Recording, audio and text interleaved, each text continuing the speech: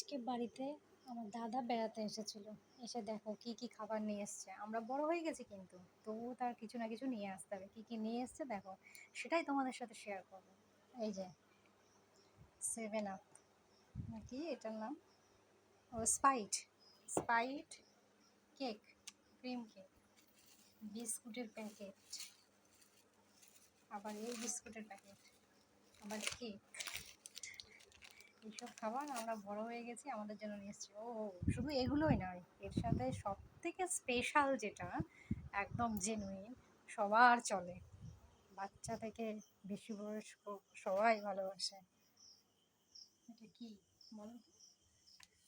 Mutton biryani with egg নিয়ে এসছে একান্ত আপন থেকে।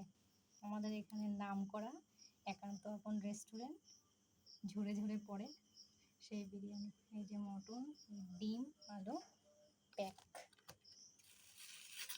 স্যালাড, এই যে সস। দেখো, এই বুড়ো বুড়ো মানুষদের জন্য এরকম এত কিছু নিয়ে আসতে হয়। বেড়াতে এসছে খালি হাতে চলে আসতে পারে, কিন্তু না, তা হবে না।